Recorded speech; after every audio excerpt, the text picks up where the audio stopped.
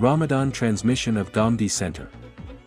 During the month of Ramadan, Gandhi Center organized special broadcasts in which programs on various religious, moral, and educational topics were aired. These programs were presented by Mr. Javed Ahmed Gandhi and his various students. Most of the topics in these programs were related to the month of Ramadan and the worship of fasting.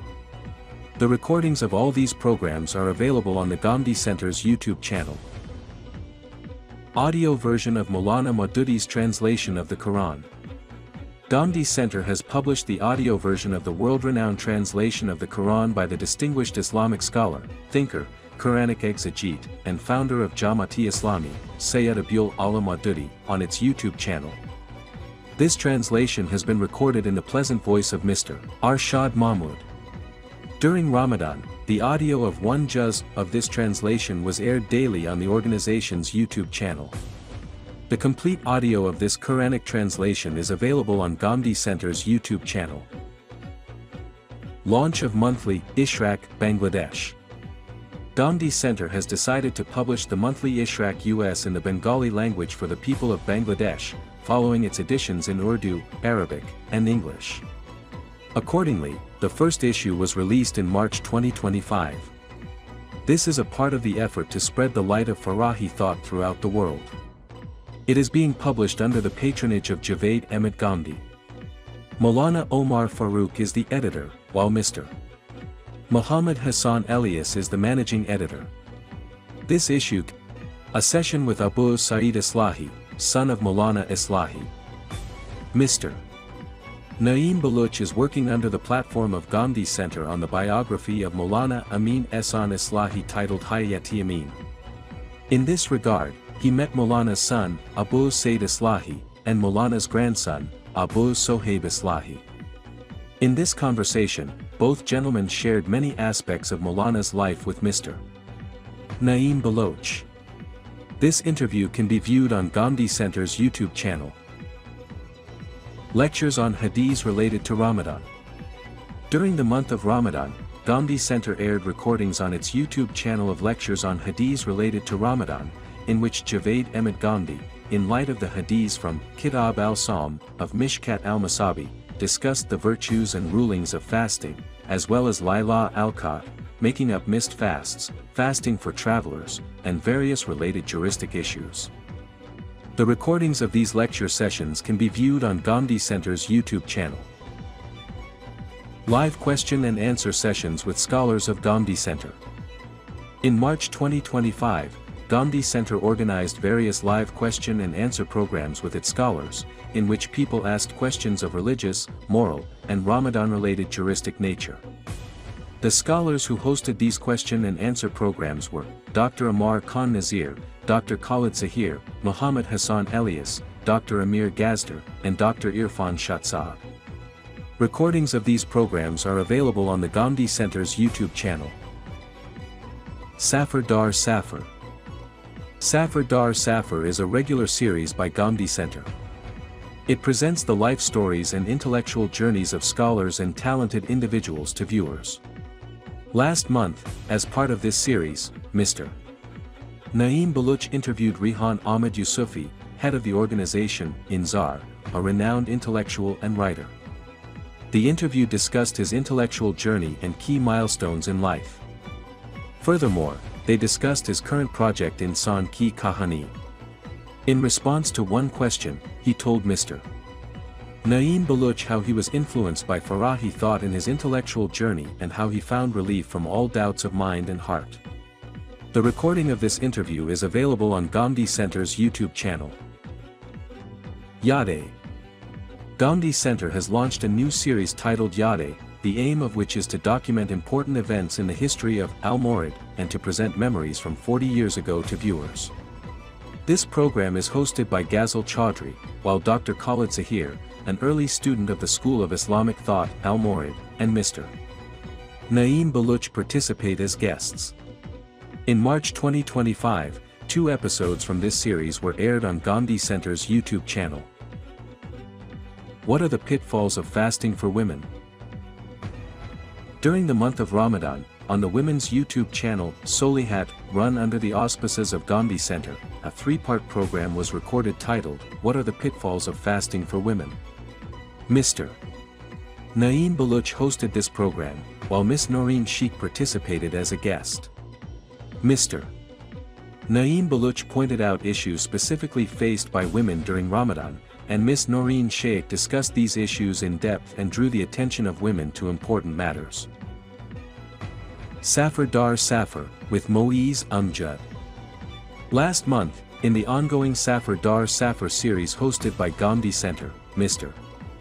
Moeez Amjad participated as a guest. He recorded programs on various moral and scholarly topics. A few of the main subjects discussed in these programs include problems of Pakistan's education system, the Khanka, a life of faith, and parents and children. These programs can be viewed on Gandhi Center's YouTube channel. Stories of the Prophets. In Gandhi Center's special Ramadan broadcasts, arrangements were made for children to hear the stories of the prophets. As part of this, the stories of Prophet Ibrahim and Prophet Musa, peace be upon them, were narrated. This series is being aired under the title, Stories of the Prophets. These stories are based on the research and writing of Mr. Naeem Baluch and are narrated in his voice. Daniel Naeem hosts the series. He asks Mr. Naeem Baluch about the un-Quranic elements commonly found in stories of the prophets, and Mr. Naeem Baluch responds to these questions.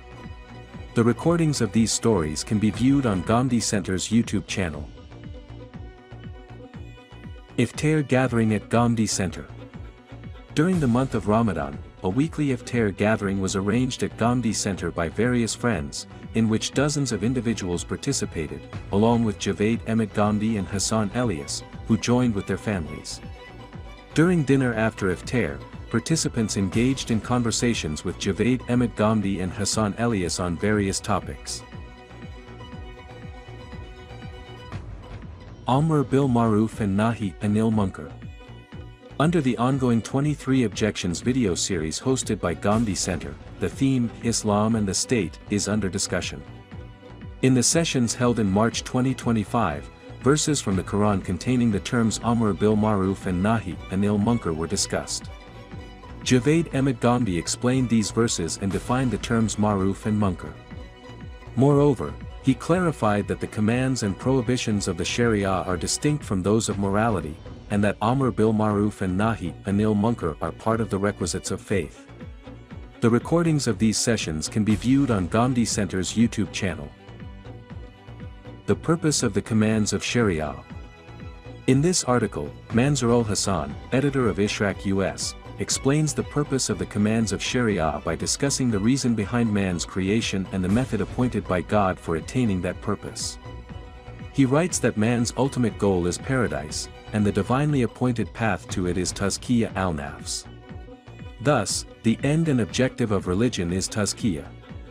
The set of divine commands issued to achieve this are termed Sharia, which comprises 4 elements. Acts of worship, purification of the body, purification of character, and purification of food and drink. This article can be read in the March 2025 issue of Ishraq US. Question and answer with Hassan Elias. Muhammad Hassan Elias, Director of Research and Communication at Gandhi Center, has started a series titled Ask Hassan Elias in collaboration with the popular YouTube channel, Muslim Today. This question and answer-based program features Hassan Elias answering scholarly, intellectual, and religious questions asked by viewers. In the past month, topics such as the arrival of Ramadan, miracles and magic, human nature, evolution, the method of scholarly disagreement, taqlid, and Adamah-i-Hujjat were discussed. The recordings are available on Gandhi Center's YouTube channel. Tafhim al-Athar series. Under the ongoing Tafhim al-Athar series at Gandhi Center, verses and hadiths related to Ramadan were studied during March 2025. The sessions held last month included discussions on topics such as revelation of the Quran in Ramadan, the first revelation event, Qiyam al-Layl, and Taraweeh, and Layla al-Qadran, Etikaf. The recordings of these sessions can be viewed on Gandhi Center's YouTube channel. Quran for Ramadan. In March 2025, in honor of Ramadan, Dr. Shehzad Salim's program Quran for Ramadan was broadcast daily on Gandhi Center's YouTube channel. In this program, Shehzad Salim spoke on selected passages from the Quran. The program is in English, and its recordings are available on the YouTube channel. Gandhi Center's Online Conca. The ongoing online Conca series hosted by Gandhi Center continues. Mr. Moeez Amjad holds weekly sessions from the perspective of spiritual self-reform, in which various topics relating to moral and spiritual development are discussed, and questions from participants are answered. In the sessions held last month, important topics such as conscience, willpower, the coming of Ramadan, self-control, and human aesthetic sense were discussed. These sessions are available on Gandhi Center's YouTube channel.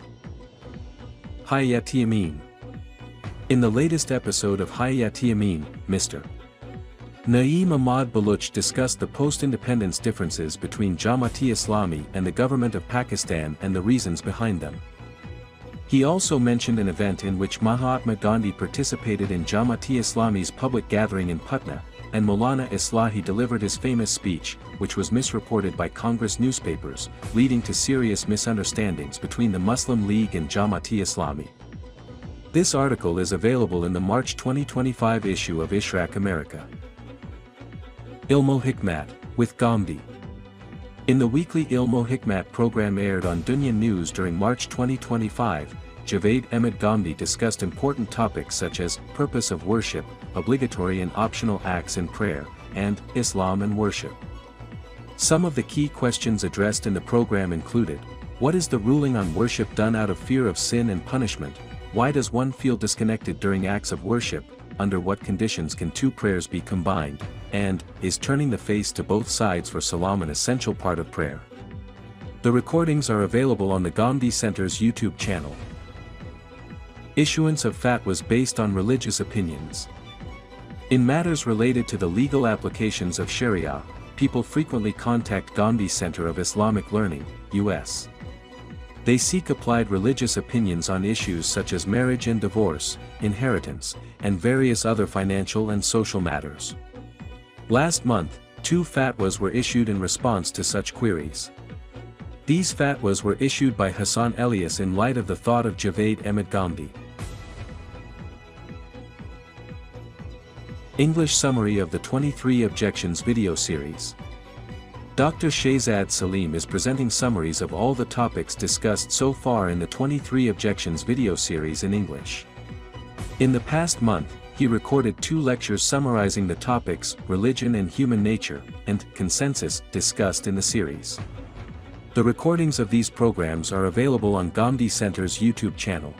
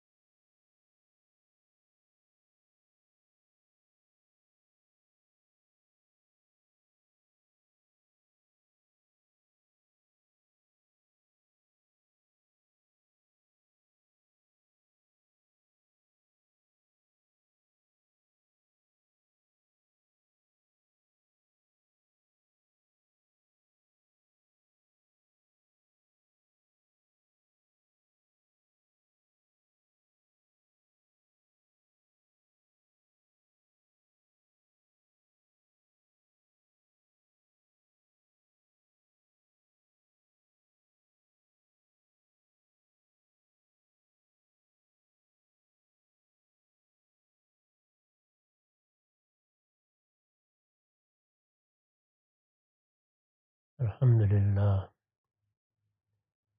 الحمد للہ رب العالمین، الصلاۃ والسلام علی محمد الامین،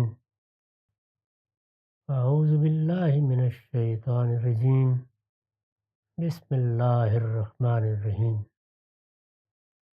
خواتین و حضرات، ہم سورہ طٰہٰ کی آیت 73 سے درس کی ابتدا کر رہے ہیں۔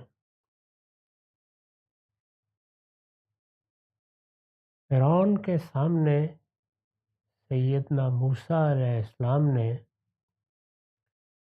جو اللہ کی آیات پیش کیں، ان کا قصہ زیر بحث ہے۔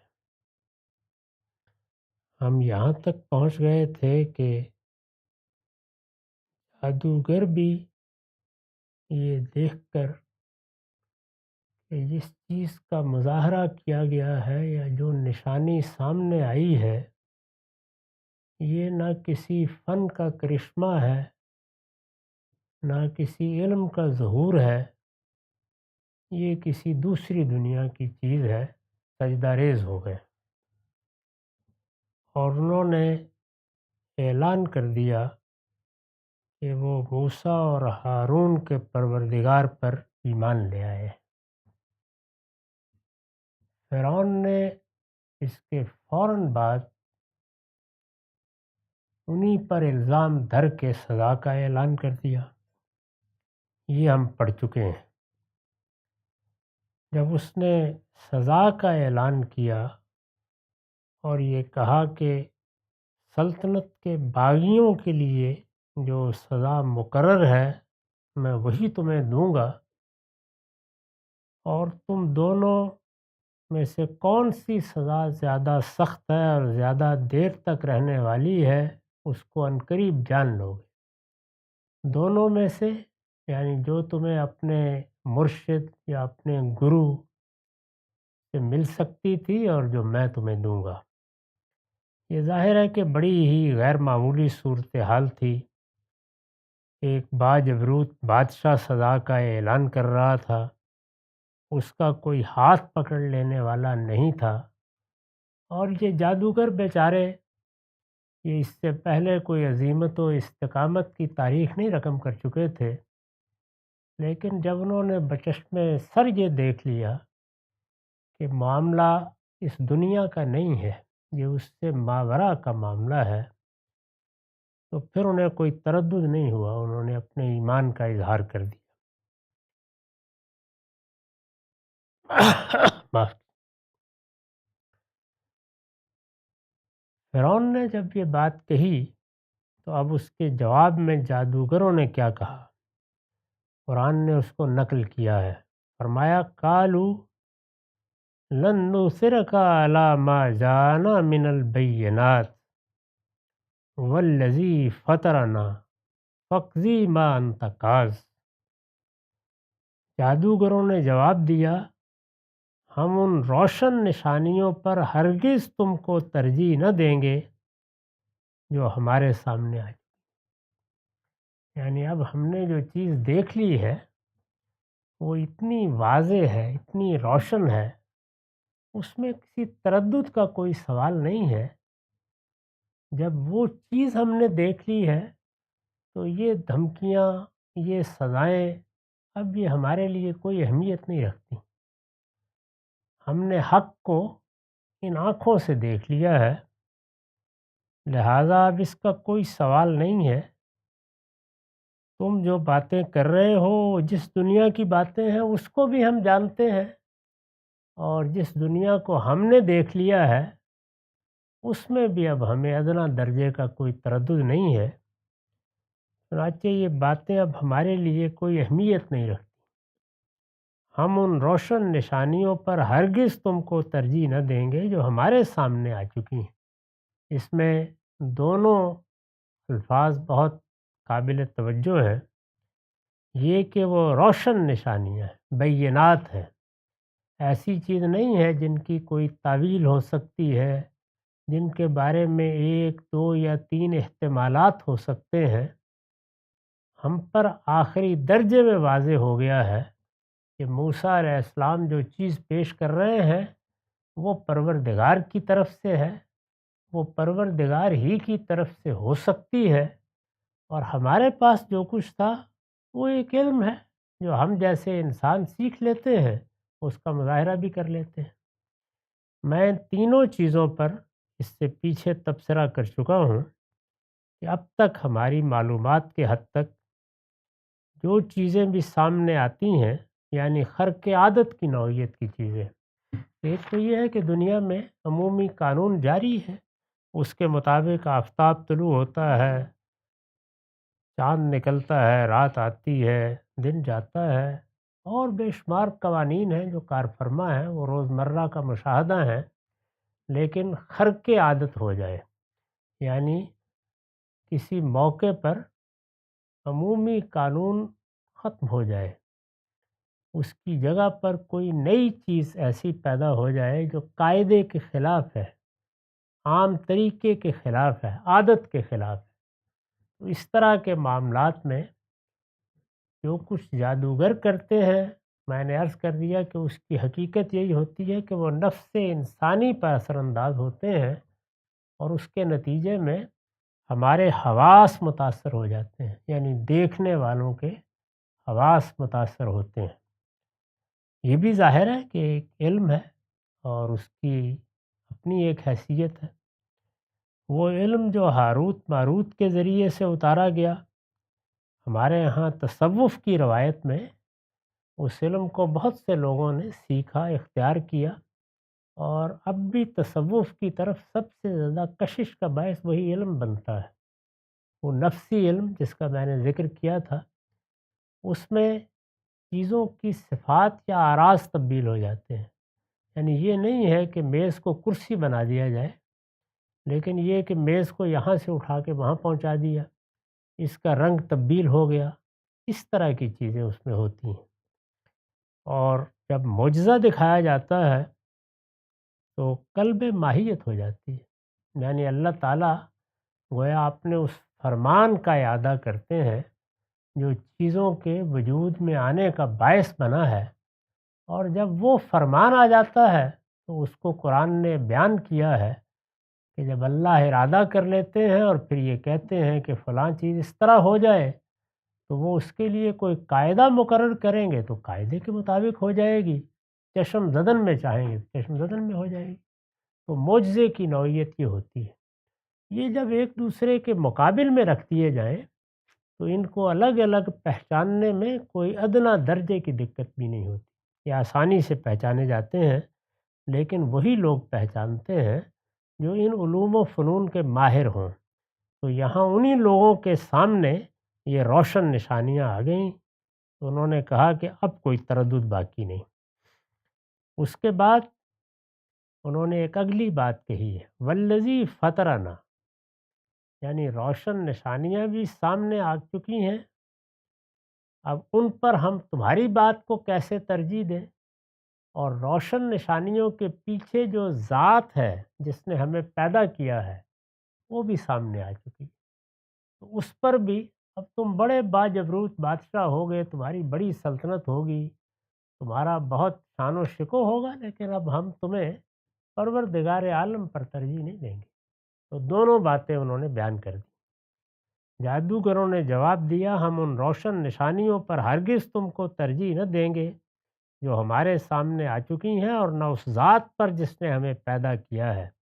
فقضی ما انت قاض، اس لیے تمہیں جو کرنا ہے کر گزرو، یعنی اب تم سزا کا اعلان کر رہے ہو تو اچھی بات ہے، اپنا حوصلہ آزما دیکھو۔ ہم نے حقیقت کو دیکھ لیا ہے، اور حقیقت کو دیکھ لینے کے بعد جو عزم، جو ارادہ، جو ہمت، جو حوصلہ انسان میں پیدا ہوتا ہے وہ اللہ کی عنایت سے پیدا ہو چکا ہے، تمہیں اب جو کرنا ہے کر گزرو۔ میں نے اس پر لکھا ہے، اس سے اندازہ کیا جا سکتا ہے کہ سچا ایمان آن کی آن میں انسان کو کس بلندی پر پہنچا دیتا ہے، یعنی ہماری دنیاوی شخصیات میں جو پستیاں ہوتی ہیں وہ ہماری کمزوریوں سے، ہماری احتیاجات اور ہمارے مفادات سے پیدا ہوتی ہیں۔ ورنہ اللہ تعالیٰ نے انسان کو بڑی بزرگی عطا فرمائی ہے، اس کی بہترین تخلیقات میں سے انسان ہے، اور انسان اپنے اندر ایک علو، ایک تفوق کا احساس رکھتا ہے، وہ آسانی کے ساتھ پستی اختیار کرنے کے لیے آمادہ نہیں ہوتا۔ جسمانی کمزوری ہے، مفادات کا معاملہ ہے، انسان کو کوئی مشکل پیش آ گئی ہے، تو احتیاجات ہیں جو بعض موقعوں پر، جیسے وہ کہا جاتا ہے کہ شیروں کو بھی روبہ مزاج کر دیتی ہیں، تو یہ چیز پیدا ہو جاتی ہے۔ سچا علم انہی سب چیزوں کو آ کر ختم کرتا ہے، اور اگر وہ آ جائے اور اس کے نتیجے میں سچا ایمان پیدا ہوتا ہے، تو پھر اسی نوعیت کی تبدیلی بھی انسان کے اندر آتی ہے جو یہاں جادوگروں میں ہم دیکھ رہے ہیں۔ استاد امام کے الفاظ میں یہ وہی جادوگر ہیں جن کا حال قرآن میں دوسری جگہ یہ بیان ہوا ہے کہ جب وہ مقابلے کے لیے بلائے گئے تو انہوں نے بڑی لجاجت کے ساتھ فرعون سے اپنی کامیابی کی صورت میں انعام کی درخواست، یعنی ایک وقت وہ تھا کہ وہی جادوگر تھے، جب انہیں بلایا گیا تو وہ اس پستی کے مقام پر کھڑے تھے، ان کے لیے یہی بڑی بات تھی کہ وہ اس مقابلے میں اگر جیت جاتے ہیں تو انہیں کسی انعام و اکرام سے نواز دیا جائے۔ انہوں نے بڑی لجاجت کے ساتھ فرعون سے اپنی کامیابی کی صورت میں انعام کی درخواست کی۔ یا اب ایمان کے نور نے ان کے دلوں کو اس طرح منور کر دیا کہ خدا اور آخرت کے سوائے اس دنیا کی کسی چیز کی ان کی نگاہوں میں کوئی وقت باقی نہیں رہی، یعنی اب صورتحال بالکل ہی تبدیل ہو گئی، یہاں تک کہ وہ اپنے ایمان کی حفاظت کی راہ میں اپنی زندگی بھی قربان کرنے کے لیے بالکل تیار ہے۔ یعنی جب یہ معلوم ہو گیا کہ حق سامنے آ گیا ہے اور اب اس دنیا سے رخصت ہونے کے لمحے تک ہی جو کچھ ہے اس کے فوراً بعد آگے جنتی کی راہ ہے، تو پھر وہ ساری قربانی دینے کے لیے تیار ہو۔ یہ حقیقت واضح ہوتے ہی، اس لیے تمہیں جو کرنا ہے کر گزرو، انما تقضی حاضر الحیات الدنیا، یہ دیکھیے انہوں نے کس خوبی کے ساتھ اس کو بیان کیا ہے۔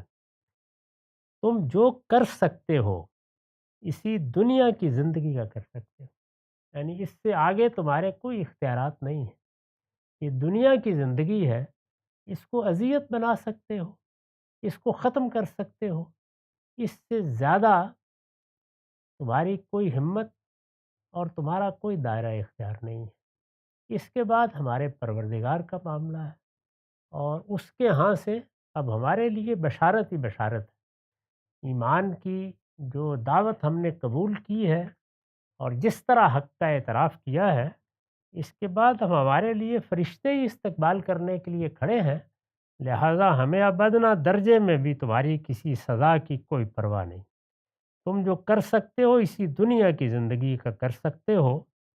انا آمنا بربنا، ہم اپنے پروردگار پر ایمان لے آئے، یعنی ہمیں ایمان کی سعادت حاصل ہو گئی ہے، ہم پر حق واضح ہو گیا ہے، ہم نے حقیقت کا اقرار کر لیا ہے، اور جب ہم نے ایمان قبول کر لیا ہے تو اسی لیے قبول کیا ہے کہ لیغفر لنا خطایانا، اس لیے کہ وہ ہماری خطائیں معاف کر دے، وما اکرہتنا علیہ من السحر، اور اس جادو کو بھی معاف فرمائے جس پر تو نے ہمیں مجبور کیا۔ یعنی یہ تمہارے بلانے پر تھا کہ ہم ایک پیغمبر کے مقابلے میں آ گئے، یہاں آ کے ہم نے انعام و اکرام کے لالچ میں مظاہرہ کرنے کا فیصلہ کر لیا۔ یہ ساری غلطیاں ہم سے لا علمی میں ہوئی ہیں۔ اب جب ہمیں صحیح علم حاصل ہو گیا ہے اور اس کے نتیجے میں ایمان کی توفیق نصیب ہوئی ہے، تو ہمیں پورا اطمینان ہے کہ ہماری خطائیں معاف کر دی جائیں گی۔ اور دیکھیے فرعون نے یہ کہا تھا کہ وَلَتَعْلَمُنَّ أَيُّنَا أَشَدُّ عَذَابًا وَأَبْقَىٰ، اب پتہ چل جائے گا کہ ہم دونوں میں سے کس کی سزا زیادہ سخت اور زیادہ دیر تک رہنے والی ہے۔ تو اس میں الفاظ تھے وَأَبْقَىٰ، انہوں نے جب اپنی بات ختم کی تو یہ کہا کہ وَاللَّهُ خَيْرٌ وَأَبْقَىٰ، اللہ ہی بہتر ہے اور وہی باقی رہنے والا۔ تو گویا پوری بات کا جواب انہوں نے دے دیا، اور دیکھیے کس شان کا جواب دیا ہے یعنی ایمان کی یہ حلاوت ہے جس پر ہزار چیزیں قربان کی جا سکتی ہیں۔ ایک مرتبہ پھر اس کو سنیے۔ جادوگروں نے جواب دیا، ہم ان روشن نشانیوں پر ہرگز تم کو ترجیح نہ دیں گے جو ہمارے سامنے آ چکی ہیں، اور نہ اس ذات پر جس نے ہمیں پیدا کیا ہے۔ اس لیے تمہیں جو کرنا ہے کر گزرو۔ تم جو کر سکتے ہو اسی دنیا کی زندگی کا کر سکتے ہو۔ ہم تو اپنے پروردگار پر ایمان لے آئے ہیں، اس لیے کہ وہ ہماری خطائیں معاف کر دے اور اس جادو کو بھی معاف فرمائے جس پر تو نے ہمیں مجبور کیا ہے۔ اللہ ہی بہتر ہے اور وہی باقی رہنے والا ہے۔ یہ جو آخر میں دو باتیں انہوں نے کہی ہیں، ان کو بھی سمجھ لیجئے۔ میں نے وضاحت کی ہے، اس سے معلوم ہوا کہ مقابلے پر آنے سے پہلے ہی جادوگر کسی حد تک سمجھ چکے تھے کہ معاملہ ان کے کسی ہم پیشہ سے نہیں ہے بلکہ کسی اور ہی دنیا کے آدمی سے ہے۔ یعنی کچھ گمان انہیں ہو رہا تھا اور وہ کچھ متردد بھی ہوئے، لیکن پھر فرعون نے جب یہ کہا کہ تمہیں یہ مظاہرہ کرنا ہے تو وہ طون و کرہن اپنا کرتب دکھانے کے لیے میدان میں آ گئے۔ ان کے اس جملے سے یہ بات بھی واضح ہوتی ہے۔ چنانچہ وہ طون و کرہن اپنے جادو اور کرتب دکھانے کے لیے تیار ہوئے، اور پھر جس طرح کہ میں نے عرض کیا کہ ابقا کے لفظ کو اس پہلو سے دہرا کر انہوں نے فرعون کی بات کا جواب دیا ہے۔ اس کی وضاحت میں بھی حاشیہ ہے، یہ فرعون کی بات کا جواب ہے۔ اس نے کہا تھا کہ تمہیں پتہ چل جائے گا کہ اینا اشد و عذابم و ابقا۔ جادوگروں نے اس کا نہایت صحیح اور بھرپور جواب دیا ہے کہ ہمیں ڈراتے ہو تو سن لو کہ ہم نے ہر طرف سے منہ موڑ کر اپنا رخ اللہ کی طرف کر لیا ہے، اور اللہ خیر وابقا، اللہ ہی سب سے بہتر ہے اور وہی باقی رہنا۔ انہو من یات ربہ مجرمن فإن لہ جہنم۔ اب ان کی اس بات کے ساتھ ہی ملا کر اللہ تعالیٰ نے مزید وضاحت فرمائی ہے۔ اس طرح کا کلام جب کسی دوسرے کی بات کی حکایت کے ساتھ آتا ہے تو اس کو تضمین کہتے ہیں۔ یعنی بات نقل ہو رہی تھی، فرعون کی بات نقل ہو رہی تھی، جادوگروں کی، سیدنا موسیٰ کوئی بات کر رہے تھے، تو اس بات کے مضمرات کو کھولنے کے لیے یا اس کو مزید آگے اس کے نتائج تک پہنچانے کے لیے اللہ تعالیٰ اپنی بات اس کے ساتھ ملا دیتے ہیں، تو اس ملا دینے کو تضمین سے تعبیر کیا جاتا ہے۔ فرمایا حقیقت یہ ہے، یعنی انہوں نے جہاں بات ختم کی تھی اسی سے ملا کے فرما دیا، انہو من یاتی ربہ مجرما۔ حقیقت یہ ہے کہ جو شخص بھی مجرم بن کر اپنے پروردگار کے سامنے حاضر ہوگا اس کے لیے جہنم۔ یعنی اب گویا یہ بتا دیا کہ اس نے بھی ایک سزا کا اعلان کیا تھا، اس کو بھی واضح ہونا چاہیے کہ جو شخص بھی مجرم بن کر اپنے پروردگار کے سامنے حاضر ہوگا۔ اس سے یہ بات بھی معلوم ہوئی کہ ہم عاجز بندوں کا کام بھی یہی ہے کہ ہم دنیا کی زندگی تک گفتگو کریں۔ یہ بات کہ اب کسی کا انجام کیا ہونے والا ہے اس کا فیصلہ وہی پروردگار کر سکتا ہے۔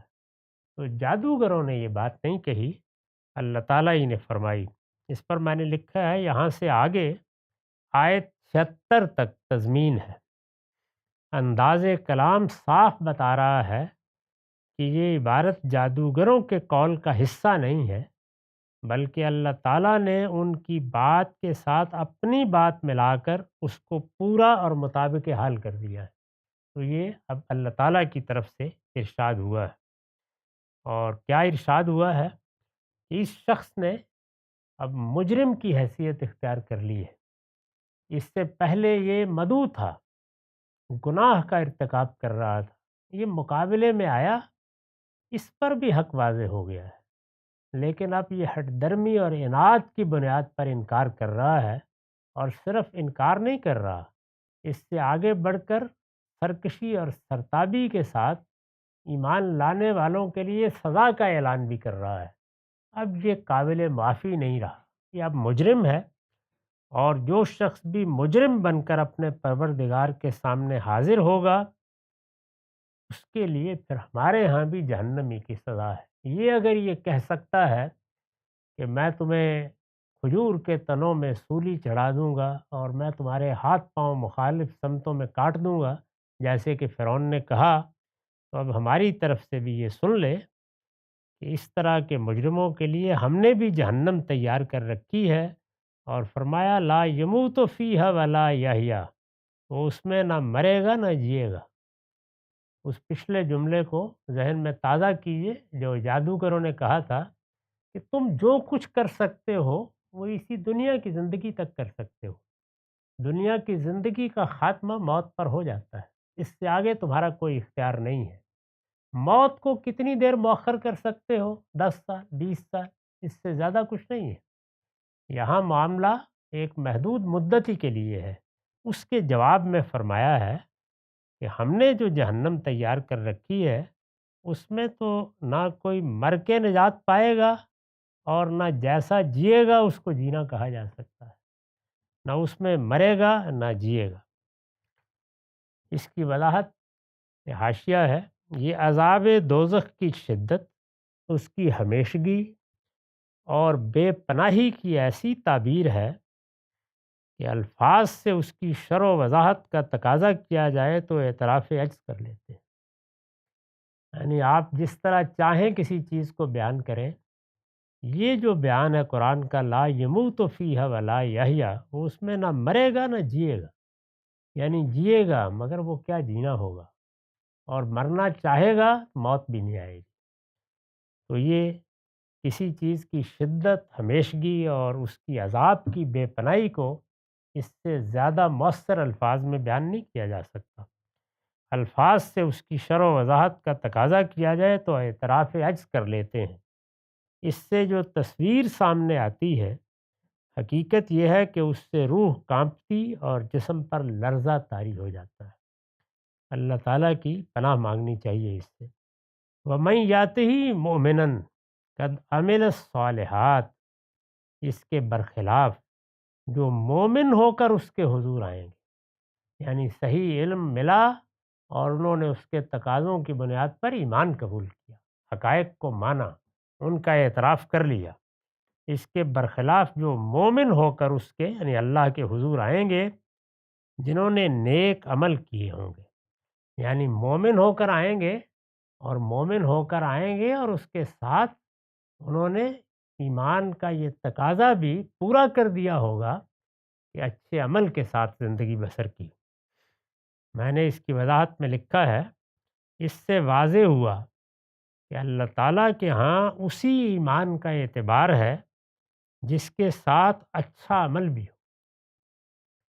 مومنن قد عمل الصالحات کا اسلوب اسی مدعا پر دلالت کرتا ہے۔ قرآن جگہ جگہ الذین آمنوا وعملوا الصالحات کی تعبیر اختیار کرتا ہے۔ یہاں یہ تعبیر جس جملے کی تعریف کے لحاظ سے اختیار کی گئی ہے اس میں پوری بات بیان ہو گئی ہے۔ وَمَن یَأْتِهِ مُؤْمِنًا قَدْ عَمِلَ الصَّالِحَاتِ، یعنی وہ اللہ کے حضور آیا، حاضری کے موقع پر ایمان کا بدرکہ لے کر آیا اور اس نے نیک عمل کر رکھے تھے، یعنی وہ ایمان محض ایمان نہیں رہا تھا۔ مومنن قد عمل الصالحات کا اسلوب اسی مدعا پر دلالت کرتا ہے۔ قرآن جس دین کی دعوت دیتا ہے اس میں ایمان اور عمل لازم و ملزوم ہے، یعنی یہ نہیں کہا جا سکتا کہ چلیے ایمان کافی ہے، نہیں، ایمان کو برگزار لانے چاہیے۔ اور ایمان کے برگزار کیا ہیں؟ یہ درخت عمل کی صورت میں پھل دیتا ہے۔ چنانچہ ایمان کے بغیر جس طرح اعمال بے نتیجہ ہیں، یعنی اگر کوئی عمل ایمان کے بغیر کیا گیا ہے تو اس عمل کا تعلق پھر اس دنیا سے ہے، اس کا اجر بھی اللہ تعالیٰ نے فرمایا کہ میں اسی دنیا میں دے دیتا ہوں، اس کے معاملے میں مجھ سے آخرت پر کوئی توقع نہ رکھی جائے۔ لیکن اگر ایمان کے ساتھ عمل کیا گیا ہے تو پھر وہ برگزار لائے گا۔ دنیا میں بھی جتنی اللہ نے مہلت دے رکھی ہے اس کے نتائج بعض اوقات نکلتے ہیں، لیکن آخرت میں تو وہ ایک تناور درخت بن کے سامنے آ جائے۔ چنانچہ ایمان کے بغیر جس طرح اعمال بے نتیجہ ہیں، اسی طرح اعمال صالحہ کے بغیر ایمان کی بھی کوئی حیثیت نہیں ہے۔ استاذ امام کے الفاظ میں، ایسا ایمان ایک ٹھونٹ درخت کے مانند ہے جو برگ و بار سے بالکل خالی ہے، یعنی ایک تنا کھڑا ہوا ہے، اس کو آپ ایمان کہنا ہے تو کہہ لیجئے، لیکن اس پر نہ پتے ہوں گے، نہ پھول آئیں گے، نہ پھل لگے گا، تو بس وہ ایک ٹھونٹ درخت ہے۔ جس درخت نے دنیا میں اپنے برگ و بار پیدا نہیں کیے، یعنی ایمان ایک تنے کی طرح پھوٹا تو، لیکن اس پر کوئی نہ شجر سایہ دار کی کیفیت پیدا ہوئی، نہ شجر ثمردار کی۔ تو اگر یہی صورتحال ہے، آخرت میں پھر وہ کس طرح ثمربار ہو جائے؟ تو آخرت میں بھی اس کا نتیجہ نہیں نکلے گا، تو وہاں پر بھی ایک ٹھونٹ درختی کی طرح ہوگا۔ آخرت میں وہی ایمان ثمربار ہوگا جس نے دنیا میں اعمال صالحہ کی صورت اپنے لیے برگ و بار پیدا کر لیے ہوں گے۔ تو اس کو واضح کیا اور فرمایا کہ فَأُولَٰئِکَ لَهُمُ الدَّرَجَاتُ الْعُلَیٰ۔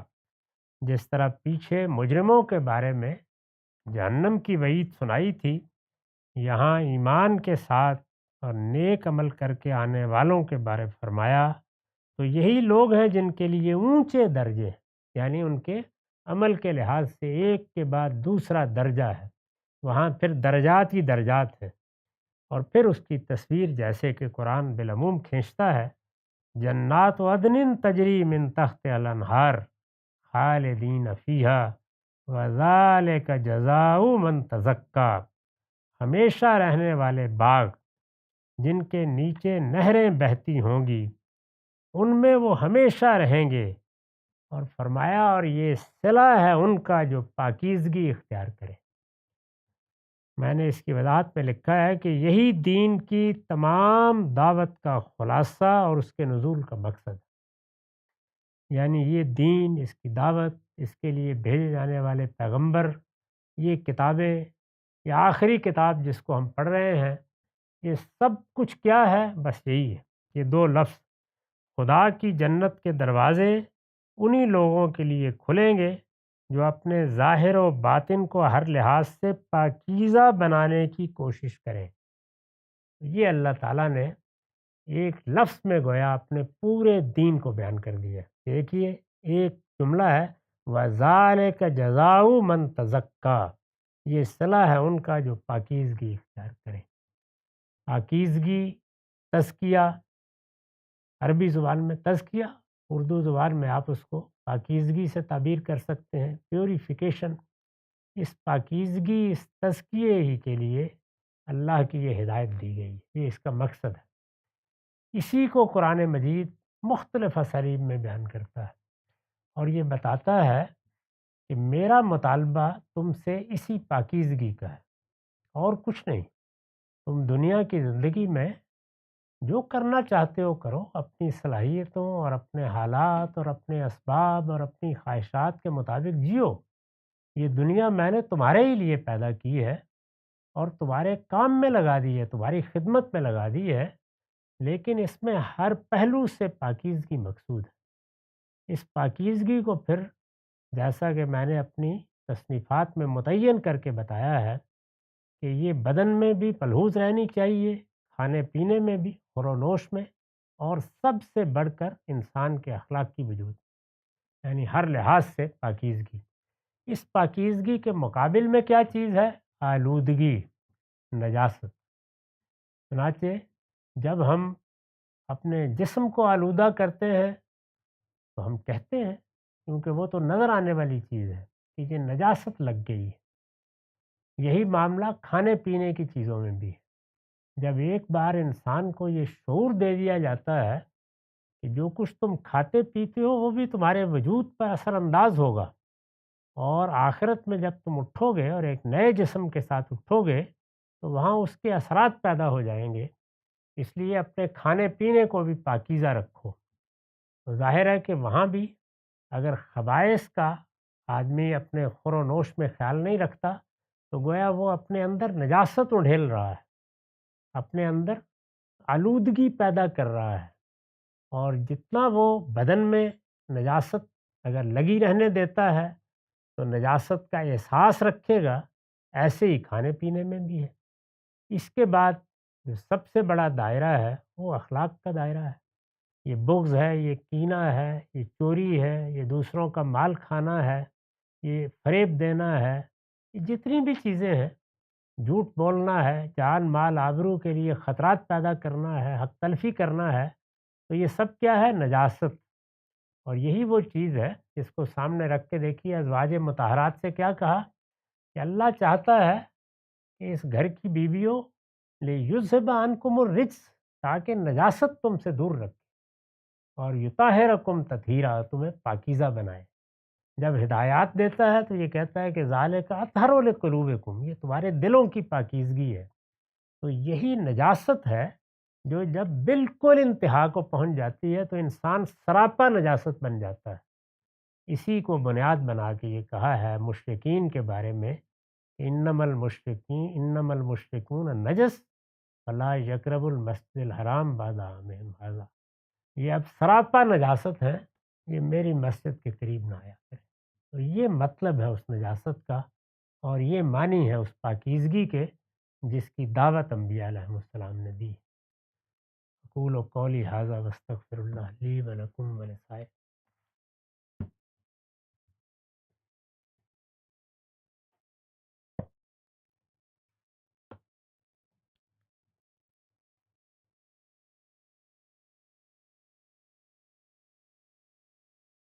بسم اللہ الرحمن الرحیم۔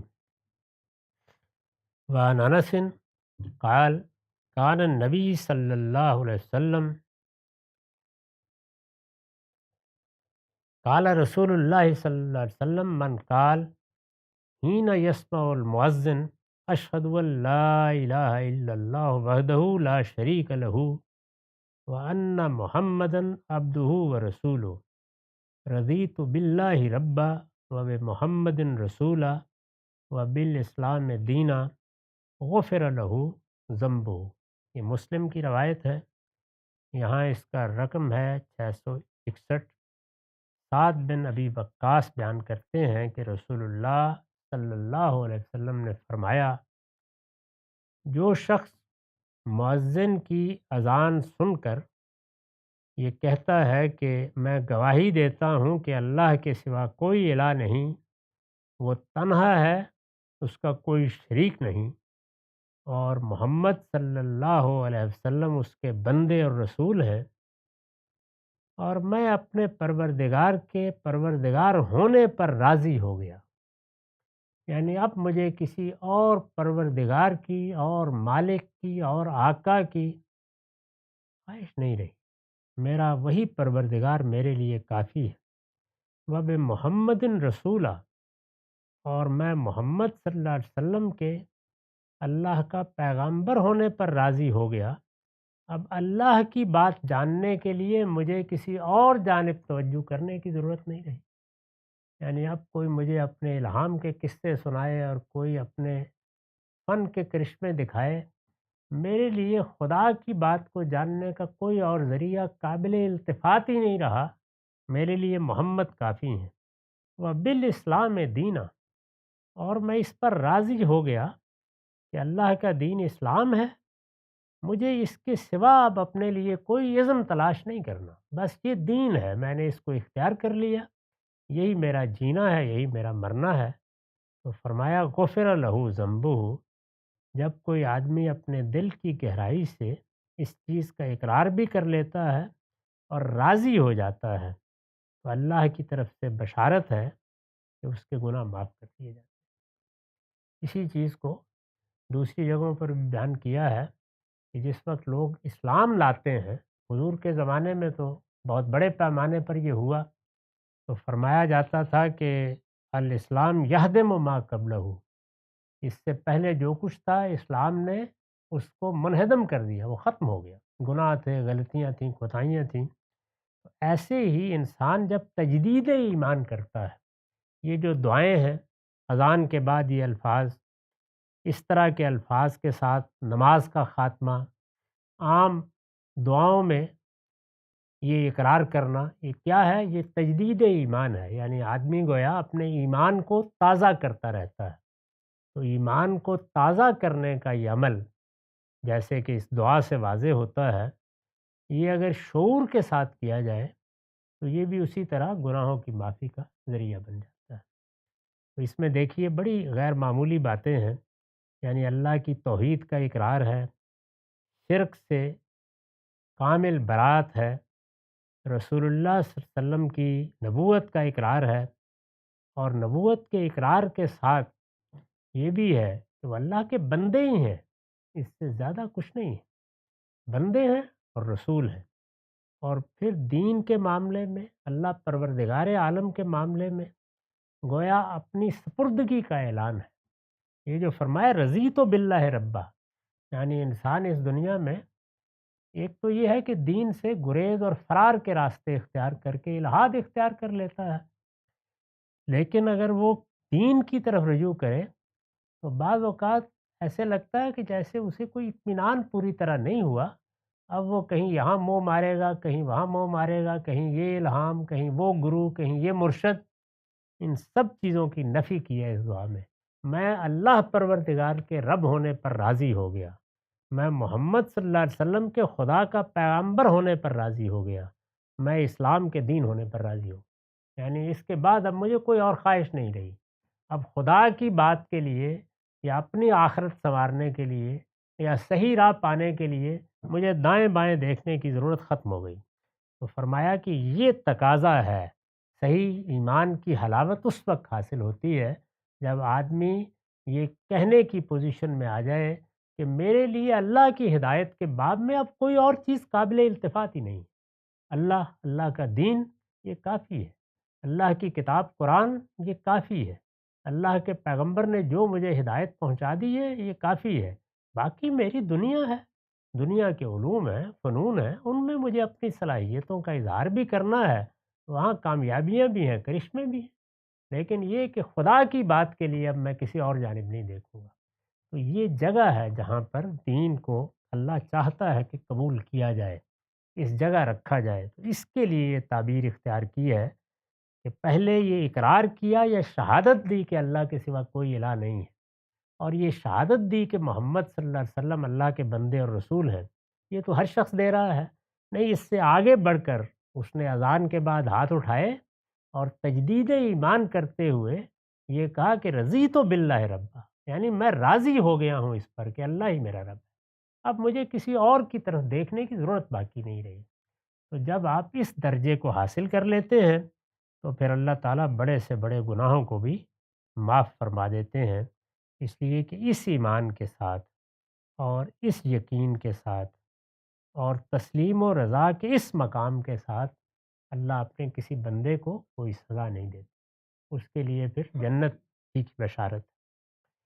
وعن عبداللہ ابن مغفل قال قال رسول اللہ صلی اللہ علیہ وسلم بین کل اذانین صلاۃ بین کل اذانین صلاۃ ثم قال فی الثالثہ لمن شاء۔ یہ بخاری اور مسلم دونوں کی روایت ہے، یہاں اس کا رقم 662 ہے۔ عبداللہ بن مغفل بیان کرتے ہیں کہ رسول اللہ نے فرمایا کہ جب اذان دی جاتی ہے تو اس کے بعد ظاہر ہے کہ کچھ وقفہ ہوتا ہے، یہی طریقہ مسلمانوں کا رہا ہے رسالت مآب کے زمانے سے کہ 10-15 منٹ پہلے اذان دے دی جائے تاکہ لوگ اطمینان کے ساتھ آ سکیں، نماز پڑھنے میں حاضر ہو سکیں۔ اب اس میں ظاہر ہے کہ جو وقت ہوتا ہے، آپ گھر سے نکلے، آپ مسجد میں چلے گئے، یا آپ ابھی گھر ہی میں ہیں اور آپ سمجھتے ہیں کہ 2-4 منٹ کا راستہ ہے میں چلا جاؤں گا، تو اذان کے بعد فرمایا کہ کوشش کرنی چاہیے کچھ نوافل پڑھ لیے جائے۔ چنانچہ وہ نوافل آپ ہر نماز کی اذان سے پہلے پڑھ سکتے ہیں، یعنی خواہ وہ مغرب کی ہے، خواہ وہ عصر کی ہے، خواہ وہ ظہر کی ہے، خواہ فجر کی ہے۔ تو حضور نے فرمایا بین کل اذانین صلاۃ، یعنی نفل نمازیں، یہ نفل نمازیں اختیاری ہوتی ہیں۔ نبی صلی اللہ علیہ وسلم نے جب یہ بات فرمائی تو آخر میں لمن شاء، یعنی جو چاہے۔ تو نفل کا معاملہ ہے ہی یہ کہ جب اللہ تعالیٰ توفیق دے अल्लाह ताला की तरफ रग़बत हो, तक़र्रुब की ख़्वाहिश हो, इंसान आमादगी महसूस करे, तबीयत में भी निशात है, तो वो फ़र्ज़ के साथ नवाफ़िल का एहतमाम करे। हमारे दीन में 2 ही चीज़ें हैं, यानी वो चीज़ें हैं जो इबादात में या बाकी मामलात में फ़र्ज़ हैं, उनको तो हर हाल में अदा करना है। उसके बाद नवाफ़िल हैं और नवाफ़िल में फिर दर्जात हैं, यानी बाज़ नवाफ़िल बहुत मुअक्कद होते हैं, उनका बड़ा दर्जा है, जैसे मसलन तहज्जुद के नवाफ़िल हैं। इसी तरीके से आदमी का अपनी ज़रूरत के होते हुए इन्फ़ाक करना है, उसका बड़ा दर्जा है, अल्लाह की राह में ख़र्च करना। तो ये जितनी चीज़ें नवाफ़िल की हैं, वो इख्तियारी हैं, उनमें किसी का दर्जा ऊँचा है, किसी का नीचा है, वो हालात के लिहाज से भी हैं, लेकिन वो बहरहाल इख्तियारी हैं, उनमें से किसी चीज़ को भी लाज़िम नहीं किया गया। तो यहाँ पर भी यही है कि आप गए हैं, नमाज़ तो वही फ़र्ज़ है जो 2 रकअतें, 4 रकअतें, 3 रकअतें हैं, लेकिन अज़ान के बाद और नमाज से पहले अगर अल्लाह मौका दे, कोई 2 रकअतें, 4 रकअतें पढ़ लेनी चाहिए। फरमाया कि ये बहुत बाइस अजर है। व आखिर दावाना अल्हम्दुलिल्लाह।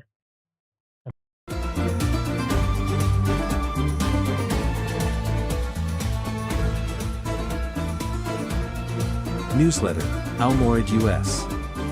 April 2025. Ramadan transmission of Gandhi Center. During the month of Ramadan, Gandhi Center organized special broadcasts in which programs on various religious, moral, and educational topics were aired. These programs were presented by Mr. Javed Ahmed Gandhi and his various students. Most of the topics in these programs were related to the month of Ramadan and the worship of fasting. The recordings of all these programs are available on the Gandhi Center's YouTube channel. Audio version of Maulana Maududi's translation of the Quran.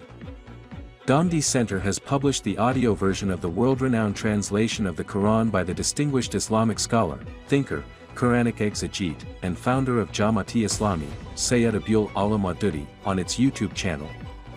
This translation has been recorded in the pleasant voice of Mr. Arshad Mahmood. During Ramadan, the audio of one juz of this translation was aired daily on the organization's YouTube channel. The complete audio of this Quranic translation is available on Gandhi Center's YouTube channel. Launch of monthly Ishraq, Bangladesh. Gandhi Center has decided to publish the monthly Ishraq US in the Bengali language for the people of Bangladesh, following its editions in Urdu, Arabic, and English. Accordingly, the first issue was released in March 2025. This is a part of the effort to spread the light of Farahi thought throughout the world. It is being published under the patronage of Javed Ahmed Gandhi. Maulana Omar Farooq is the editor, while Mr. Muhammad Hassan Elias is the managing editor. This issue, a session with Abu Sa'id Islahi, son of Maulana Islahi. Mr. Naeem Baluch is working under the platform of Gandhi Center on the biography of Maulana Amin Ehsan Islahi titled Hayat-e Amin. In this regard, he met Maulana's son, Abu Said Islahi, and Maulana's grandson, Abu Sohaib Islahi. In this conversation, both gentlemen shared many aspects of Maulana's life with Mr. Naeem Baloch. This interview can be viewed on Gandhi Center's YouTube channel. Lectures on Hadiths related to Ramadan. During the month of Ramadan, Gandhi Center aired recordings on its YouTube channel of lectures on Hadiths related to Ramadan, in which Javed Ahmed Gandhi, in light of the Hadiths from Kitab al-Sawm of Mishkat al-Masabi, discussed the virtues and rulings of fasting, as well as Laila al-Qad, making up missed fasts, fasting for travelers, and various related juristic issues. The recordings of these lecture sessions can be viewed on Gandhi Center's YouTube channel. Live question and answer sessions with scholars of Gandhi Center.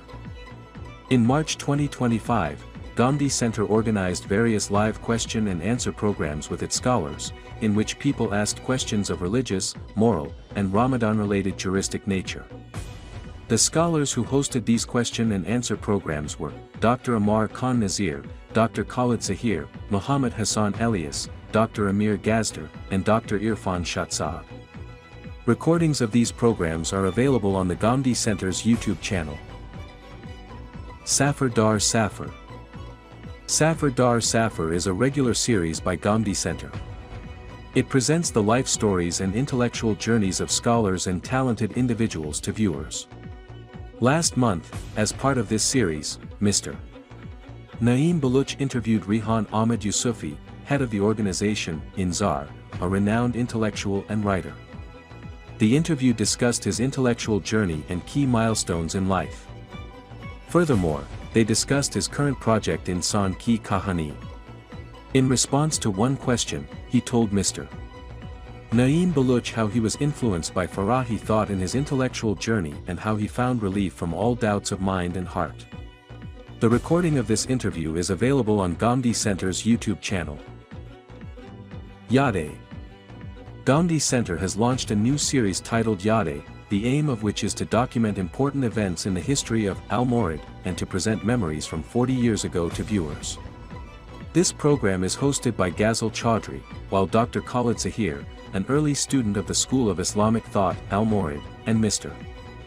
Naeem Baluch participate as guests. In March 2025, 2 episodes from this series were aired on Gandhi Center's YouTube channel. What are the pitfalls of fasting for women? During the month of Ramadan, on the women's YouTube channel, Solihat, run under the auspices of Gandhi Center, a 3-part program was recorded titled, What are the pitfalls of fasting for women? Mr. Naeem Baluch hosted this program, while Miss Noreen Sheikh participated as a guest. Mr. Naeem Baluch pointed out issues specifically faced by women during Ramadan, and Miss Noreen Sheikh discussed these issues in depth and drew the attention of women to important matters. Safar Dar Safar, with Moeez Amjad.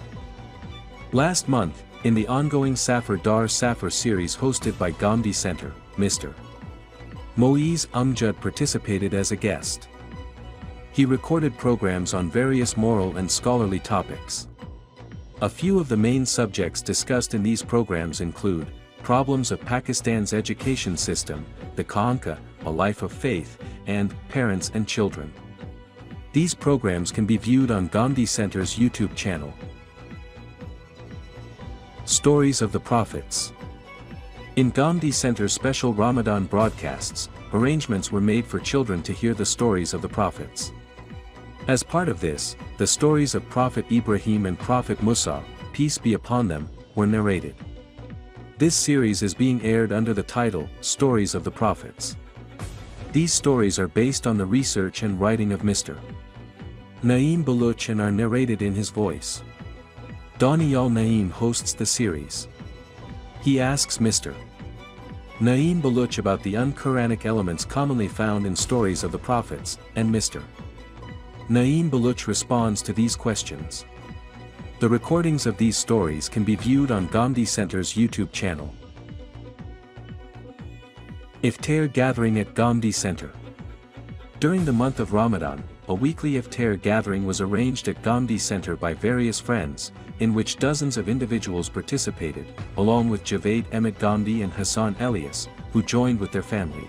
Gandhi Center's Online Khanka. The ongoing online Khanka series hosted by Gandhi Center continues. Mr. Moeez Amjad holds weekly sessions from the perspective of spiritual self-reform, in which various topics relating to moral and spiritual development are discussed, and questions from participants are answered. In the sessions held last month, important topics such as conscience, willpower, the coming of Ramadan, self-control, and human aesthetic sense were discussed. These sessions are available on Gandhi Center's YouTube channel. Hayat Yamin. In the latest episode of Hayat Yamin, Mr.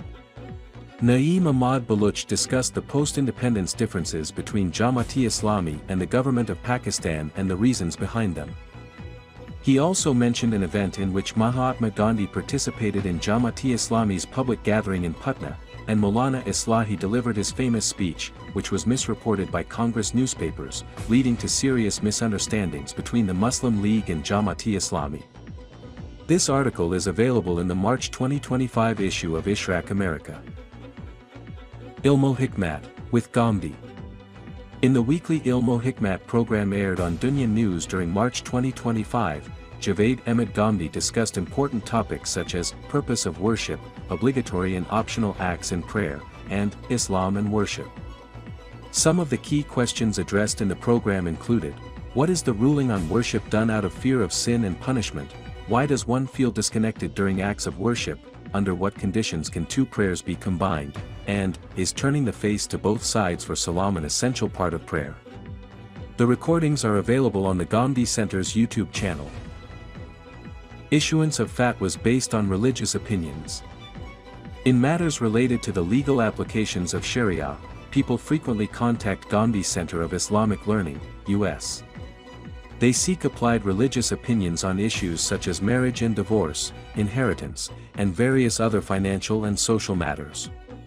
Last month, 2 fatwas were issued in response to such queries. These fatwas were issued by Hassan Elias in light of the thought of Javed Ahmed Gandhi.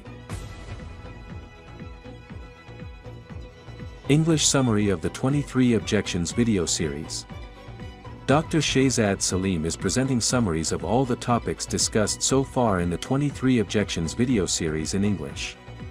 In the past month, he recorded 2 lectures summarizing the topics Religion and Human Nature and Consensus discussed in the series. The recordings of these programs are available on Gandhi Center's YouTube channel.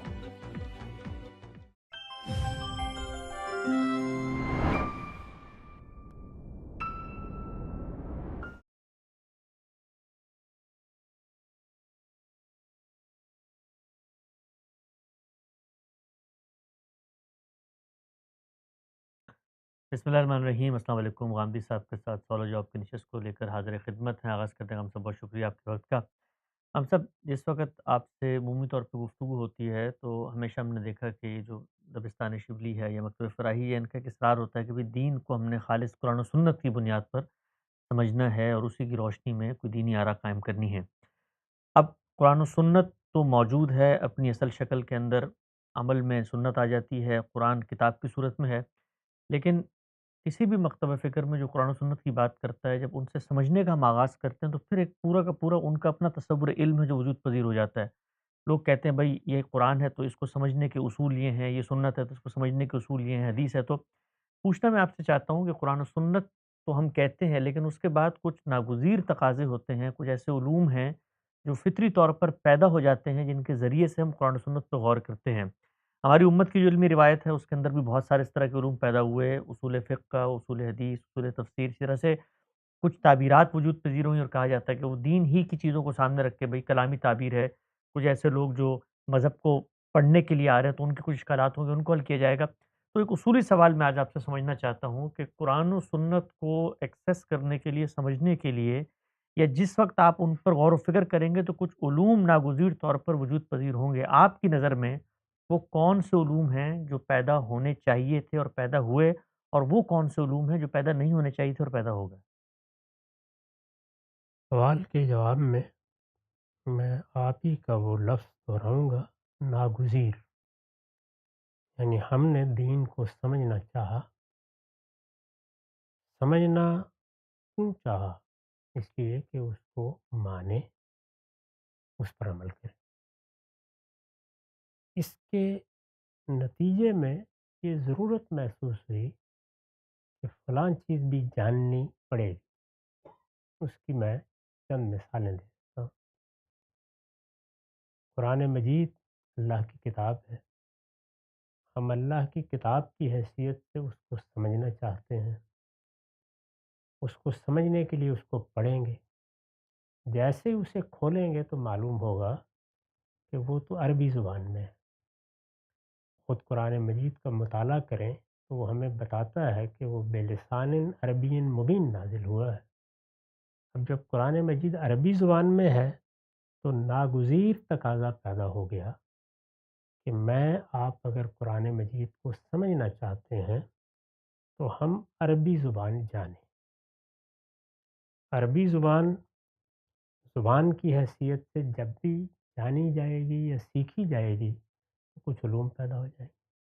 जैसे मुफ़रदातुल कुरान का इल्म है, जिसको आप इल्म लुगत कहते हैं, या जुमलों की तालीफ़ का इल्म है, जिसे आप सर्फ़ व नहव से ताबीर करते हैं, या इसी तरीके से बलागत और बलागत के असालीब का इल्म है, उसे आप اسالیب القرآن سے بھی تعبیر کر سکتے ہیں، اور جو ہمارے یہاں عام طور پر معانی وغیرہ کی یا بدیع کی اصطلاحات ہیں ان سے بھی تعبیر کر سکتے ہیں۔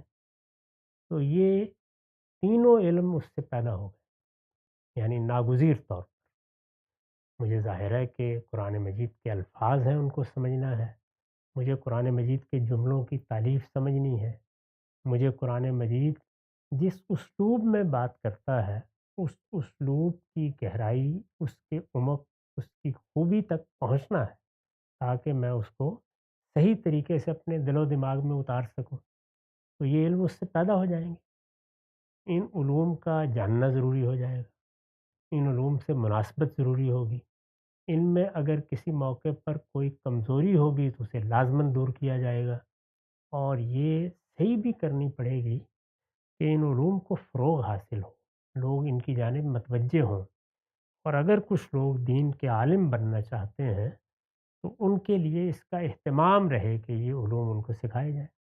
تو اس میں کیا علم و عقل کی روشنی میں کوئی تردد پیدا ہوتا ہے؟ نہیں، ٹھیک ہے۔ یعنی جیسے ہی آپ قرآن مجید کو کھولتے ہیں تو عربی زبان میں اس کا ہونا ایک واقعہ ہے، اس واقعے کے ساتھ ہی یہ ضرورتیں پیدا ہو جاتی ہیں۔ اسی طرح ایک اور پہلو سے دیکھیے، قرآن مجید کو آپ پڑھتے ہیں تو یہ معلوم ہوتا ہے کہ قرآن مجید اپنی نوعیت کے لحاظ سے صورتیں بھی رکھتا ہے، اور ان کو ایک خاص ترتیب سے کتاب بنا کر ہمیں دیا گیا ہے۔ اس کو خود اس نے کس طرح بیان کیا ہے، وہ یہ کہتا ہے کتابم متشابہم مثانی، یہ کتاب ہے، اس کے مضامین ایک دوسرے سے ملتے جلتے ہیں، اور اس میں صورتیں جوڑوں کی صورت میں بیان کیا ہے نا خود قرآن نے۔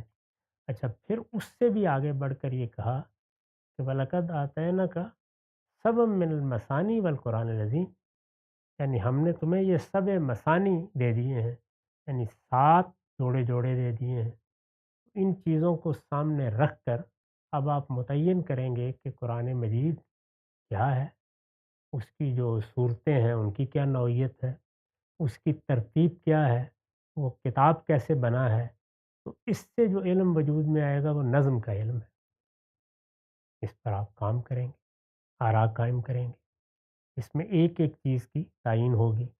چنانچہ یہ دیکھیے کہ اس کو 2 حصوں میں عام طور پر تقسیم کر کے بیان کیا جاتا ہے، یعنی سورہ ہے تو وہاں نظم کلام کیا ہے، سورہ ہے تو اس میں سیاق سباق کے لحاظ سے بات کہاں سے شروع ہوئی ہے، تمہید کہاں ہے، خاتمہ کہاں ہے، سورہ میں استدلال کس طرح سے کیا گیا ہے، بات کیسے آگے بڑھتی ہے، اور اگر صورتیں ایک دوسرے کے ساتھ رکھی گئی ہیں تو کیا ترتیب ملحوظ ہے، کوئی ترتیب ملحوظ ہے بھی یا نہیں ہے۔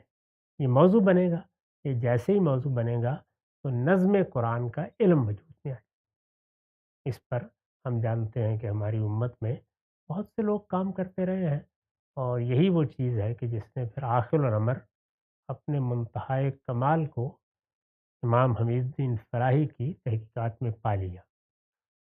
اس میں بھی یہ گنجائش موجود ہے کہ آپ مزید تحقیق کرتے رہیں، لیکن بڑی حد تک قرآن مجید کس نوعیت کا کلام ہے اور قرآن مجید کی کیا ترتیب ہے، یعنی اس کا نظام کیا ہے، یہ ان کی تحقیقات سے واضح ہو گیا۔ تو اس علم کی ضرورت، اس کی افادیت، اس کا قرآن سے تعلق، اور خود قرآن کی طرف سے اس کا تقاضا، وہ ان آیات میں بھی ہے، وہ قرآن مجید کو دیکھنے ہی سے سمجھ میں آ جاتا ہے، اس کے بارے میں بھی کوئی دوسری رائے نہیں ہو سکتی۔ اب ذرا قرآن مجید کے کانٹینٹ یا مشمولات پر ایک نظر ڈالیے۔ تو جب ہم قرآن مجید کے کانٹینٹ اور اس کے مشمولات کو دیکھتے ہیں تو یہ معلوم ہوتا ہے کہ 3 چیزیں تو وہ خود کر رہا ہے، 3 چیزیں ایسی ہیں کہ جن کے بارے میں وہ آپ کو باہر جانے ہی نہیں دیتا، وہ ان کا احاطہ کیے ہوئے، ان کو آخری درجے میں انجام دے رہا ہے۔ ایک یہ چیز کہ اللہ تعالیٰ کی ذات، اللہ تعالیٰ کی صفات، اللہ تعالیٰ نے کس طرح یہ دنیا بنائی ہے، اس سے کیا پیش نظر ہے، اس کا مقصد کیا ہے، یہ سب چیزیں جو استدلال کا تقاضا کرتی ہیں، جس میں آپ کو دین میں داخل ہونے سے بھی پہلے کچھ چیزوں کو جاننا پڑتا ہے۔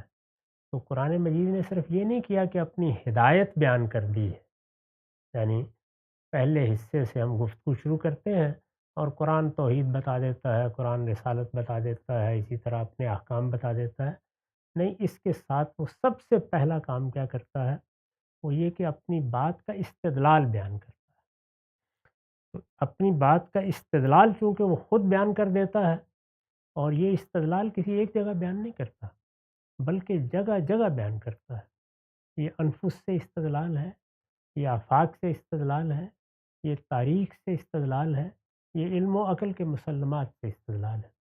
تو استدلال کی کیا قسمیں ہیں، اس کی بنا کیا ہے، اس کو کن مراحل سے گزرنا ہے، وہ ایک ایک چیز کو خود بیان کر رہا ہے۔ چنانچہ قرآن مجید تک پہنچنے کے لیے کیا دلائل ہونے چاہیے، پہنچ کر کن چیزوں کو دلیل کے طور پر دیکھنا ہے، اس کے لیے کسی اور علم کے ایجاد کی ضرورت نہیں رہتی۔ یعنی یہ تو خود قرآن مجید بیان کر رہا ہے۔ یہاں پر آپ قرآن کی شرح و وضاحت کریں گے، قرآن مجید کو سمجھائیں گے، تو وہ استدلال خود بخود واضح ہو جائے۔ دوسری چیز کیا ہے؟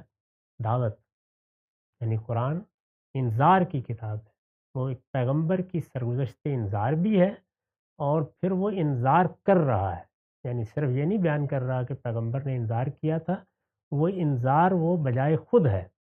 چنانچہ دعوت اور لوگوں تک خدا کا دین پہنچانے کے لیے میری، آپ کی، کسی باعث کی کوئی ضرورت باقی نہیں رہتی۔ اس نے خود یہ تاکید کر دی کہ ذکر بالقرآن من یخاف وعید۔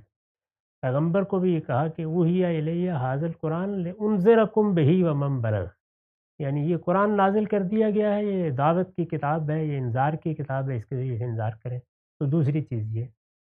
تیسری چیز کیا ہے؟ قرآن کی ہدایت۔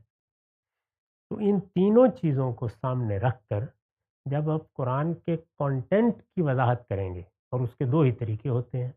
ایک طریقہ یہ ہے کہ آپ کوئی تفسیر لکھتے ہیں، حواشی لکھ دیتے ہیں، اور یا یہ کہ آپ ان ساری چیزوں کو سامنے رکھ کر دین کی یا اس کی ہدایت کی شرح و وضاحت کر دیتے ہیں۔ تو دونوں صورتوں میں یہ تینوں تقاضے پورے ہو جائیں گے، یعنی دعوت بھی سامنے آ جائے گی، اور دعوت دینے کا کیا طریقہ ہے وہ بھی متعین ہو جائے گا، ہدایت کیا ہے، اس دعوت کے ذریعے سے جو ہدایت قرآن لے کے آیا ہے وہ بھی متعین طور پر سامنے آ جائے گی، اور اس کے لیے دین میں داخل ہونے سے پہلے کیا استدلال ہے اور بعد میں کیا استدلال ہے، وہ سب کچھ بھی سامنے آ جائے گا۔ بنا استدلال کیا ہونی ہے، بات کہاں سے شروع کرنی ہے۔ تو یہ وہ چیز ہے جس سے پھر ظاہر بات ہے کہ دو علم وجود میں آ جاتے ہیں۔ ایک تفسیر کا علم ہے، یعنی آپ قرآن مجید کی تفسیر کرتے ہیں۔ بہت سے لوگ اس پر یہ سوال اٹھاتے ہیں کہ کیا قرآن مجید کا متن تفسیر کا تقاضا کرتا ہے؟ تو اس کا جواب یہ ہے کہ اس کے دو پہلو ہیں۔ قرآن مجید کا متن اللہ تعالیٰ نے اس طرح وجود پذیر کیا ہے کہ اگر تو تذکیر حاصل کرنا مقصود ہے، نصیحت، تذکیر، انذار، تو قرآن مجید کا متن کسی تفسیر کا تقاضا نہیں کرتا۔ یعنی اگر آپ عربی جانتے ہیں تو کیا ہی کہنے ہیں، نہیں جانتے تو ترجمہ کفایت کر جائے گا، یعنی ترجمہ کر دیا آپ نے، جیسے ہی ترجمہ کریں گے، پڑھیں گے، یا قرآن مجید کو براہ راست عربی زبان میں پڑھیں گے، تو انذار کا مقصد پورا ہو جائے گا۔ اس کے لیے میری، آپ کی، کسی کی ضرورت نہیں ہے۔ البتہ قرآن مجید کا ایک دوسرا پہلو علم کا پہلو، یعنی وہ اللہ تعالیٰ کی طرف سے بڑا برتر علم لے کے آیا ہے۔ وہ برتر علم ہے جس کے رموز تک پہنچنے کے لیے محنت کرنا ہوگی، اس میں صلاحیت بھی چاہیے، اس میں خاص ذوق بھی چاہیے، اس میں خدا داد رجحانات بھی چاہیے۔ اس طرح کے لوگ کم پیدا ہوتے ہیں۔ وہ اپنی زندگی وقف کریں گے تو پھر وہ تفسیر وجود میں آئے گی جو ان پہلوؤں سے لوگوں کے لیے اطمینان کا ذریعہ بن سکے یا ان کی رہنمائی کر سکے، کیونکہ دنیا میں دونوں ضرورتیں موجود ہیں۔ علمی ضرورتیں بھی دین سے متعلق اسی طرح ہیں، اور یہی معاملہ عام لوگوں کی تذکیر نصیحت کا بھی ہے۔ دوسرا علم وہ وجود میں آئے گا جس میں آپ قرآن کی ہدایت، یعنی قرآن میں تو بظاہر انذار کے اسلوب میں بیان ہوئی ہے، تو قرآن کی ہدایت کو آپ متعین اور مدون صورت میں لوگوں تک پہنچائیں گے، اس کی وضاحت کریں گے۔ جس طرح مثال کے طور پر آپ دیکھیے تو ہماری علمی تاریخ میں غزالی نے احیاء یا کیمیائے سعادت لکھی ہے، شاہ ولی اللہ نے حجت البالغہ لکھی ہے، اس فقیر نے میزان لکھی ہے۔ تو وہ کتابیں پھر وجود میں آتی ہیں جو قرآن مجید میں جو دین یا اس کی ہدایت بیان کی گئی اس کی شرح و وضاحت کرتی ہیں، اور یا قرآن مجید کی تفسیر وجود میں آ جائے گی۔ تو میں نے عرض کیا کہ یہ علوم بھی گویا قرآن کے وجود ہی سے پیدا ہو گئے، لازمی طور پر پیدا ہو گئے، ناگزیر تقاضوں کی صورت میں پیدا ہو گئے، کیونکہ انسان نے سیکھنا ہے تو یہ اس کی ضرورت ہے۔ اس کے بعد ایک اور علم بھی ناگزیر طور پر سامنے آتا ہے، اور وہ علم حدیث کا علم ہے، یعنی اس قرآن مجید سے متعلق اس دین کے بارے میں میں یا آپ آج پہلے دن کوئی تحقیق نہیں کر رہے، اس کے پیچھے ایک تاریخ ہے۔ یہ تاریخ شروع کہاں سے ہوئی ہے؟ یہ محمد الرسول اللہ سے شروع ہوئی، یعنی سب سے پہلے اس دین کو سمجھنے، اس قرآن مجید کی تفسیر میں کوئی بات کرنے یا اس کے کسی حکم کی شرح و وضاحت میں محمد الرسول اللہ صلی اللہ علیہ وسلم نے لوگوں کی رہنمائی کی ہے۔ اس کے بعد صحابہ کرام، تو اب صحابہ کرام کے آثار ہیں۔ رسالت مآب صلی اللہ علیہ وسلم کا علم بھی حدیث کی صورت میں مرتب ہوا ہے، وہ علم ہے، یعنی دین تو الگ ہے، وہ پہنچ گیا۔ تو اس علم تک پہنچنا، اس کو سمجھنے کی کوشش کرنا، اس کے بارے میں اسی طریقے سے بہت سے تقاضے پیدا ہو گئے۔ علم حدیث، اصول حدیث، یہ علوم اس کے نتیجے میں وجود پذیر ہو گئے۔ پھر یہ دین جو ہمیں دیا گیا ہے، جیسے ہی ہم اس کو زندگی سے متعلق کرتے ہیں تو بہت سے معاملات ایسے ہیں جن میں نئے احوال کے ساتھ یا نئے افراد کے ساتھ اس کے تعلق کو ہمارے فہم پر چھوڑ دیا گیا ہے، یعنی وہ خود اللہ تعالیٰ نے چھوڑا ہے، یہ اس کا موقع نہیں ہے، ورنہ میں آپ کو مثالیں دے کے بتاتا کہ اللہ تعالیٰ کیسے اس کو انسانی فہم پر اعتماد کرتے ہوئے چھوڑ دیتے کہ یہ معاملہ تم خود سمجھ لو گے۔ وہ خود سمجھ لو گے اصل میں کیا چیز ہوتی ہے، وہ یا اللہ تعالیٰ کی بات کے لسانی مضمرات ہوتے ہیں یا عقلی مضمرات ہوتے ہیں، ان کو کوئی صاحب علم کھولتا ہے، اسی کو فقہ کہتے ہیں، تو اس سے وہ علم وجود میں آ جاتا ہے۔ تو یہ وہ علوم ہے جو ناگزیر طور پر پیدا ہوتے ہیں۔ ان کے علاوہ اگر کوئی علم ہے تو پھر اس کو بتانا چاہیے کہ اس کی افادیت کیا ہے۔ میں دنیوی علوم پر بات نہیں کر رہا، دنیوی علوم بھی ہماری دنیوی ضرورتوں سے پیدا ہوتے ہیں، لیکن دین کے علم میں یہی چیزیں ہیں جو ہماری ضرورت بھی ہیں اور جن کو ہر حال میں حاصل بھی کرنا ہوتا ہے۔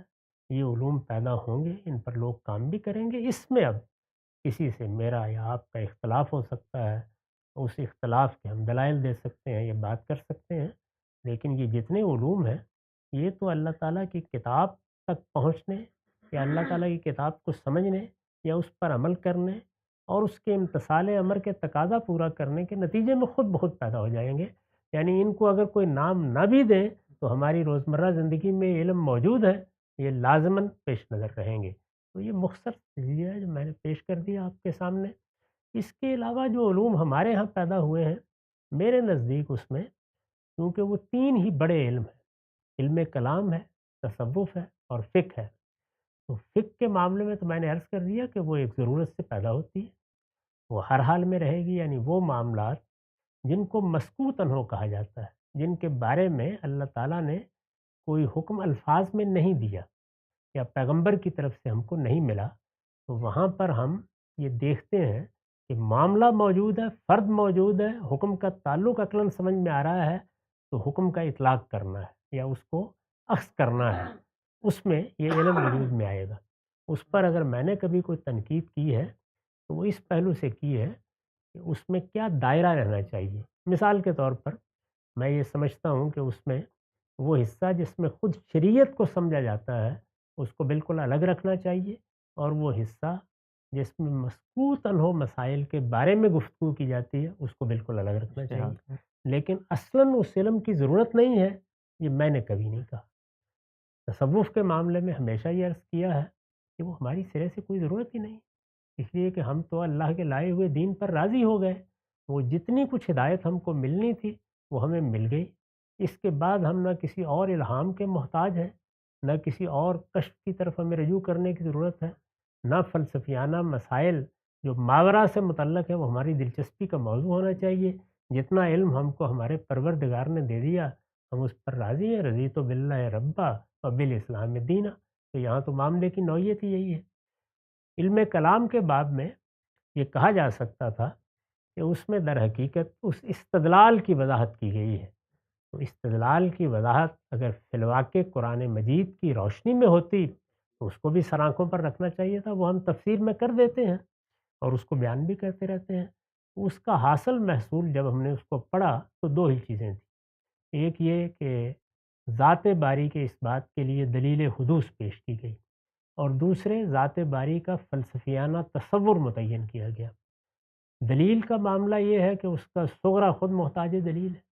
तो जिस दलील का सुग़रा मोहताज दलील हो, सवाल ये है कि वो क्या ख़िदमत अंजाम देगी। और जो तसव्वुर पेश किया गया उसने सवाए तशबीह और तंज़ीह के जलाल के और कुछ पैदा ही नहीं किया। वो हमारी ज़रूरत ही नहीं। उसमें उतनी बात बहुत काफ़ी है जितनी अल्लाह की किताब ने बयान कर दी है। अल्लाह ताला की ज़ात, अल्लाह ताला की सिफ़ात के मामले में कुरान मजीद का बयान हर लिहाज से मुक्तफ़ी है। उससे ज़ायद, उससे बाहर, उससे दाएँ, उससे बाएँ किसी चीज़ की तरफ इल्तिफ़ात की ज़रूरत ही नहीं। ये हमारा मौक़िफ़ है। इससे कोई शख़्स इख्तलाफ़ कर सकता है, उसको अपने दलाइल पेश करने का हक़ है।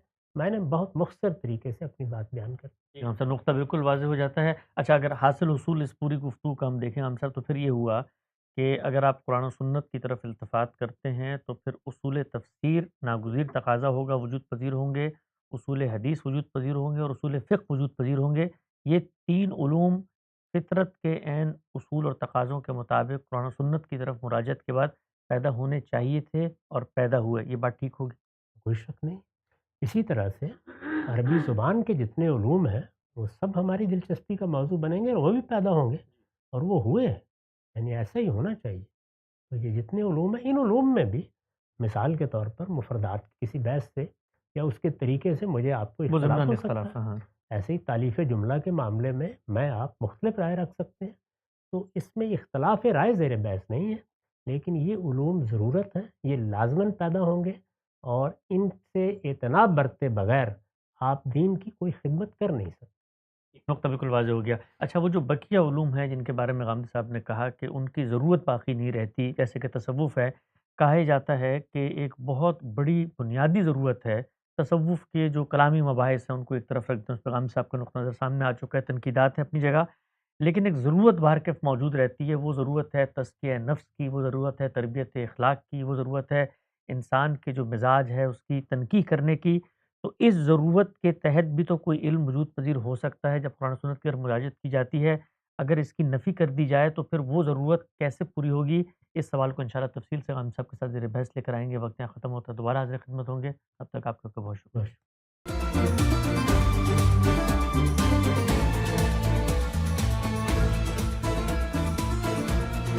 Newsletter, Al Morid US. April 2025. Ramadan transmission of Gandhi Center. During the month of Ramadan, Gandhi Center organized special broadcasts in which programs on various religious, moral, and educational topics were aired. These programs were presented by Mr. Javed Ahmed Gandhi and his various students. Most of the topics in these programs were related to the month of Ramadan and the worship of fasting. The recordings of all these programs are available on the Gandhi Center's YouTube channel. Audio version of Maulana Maududi's translation of the Quran.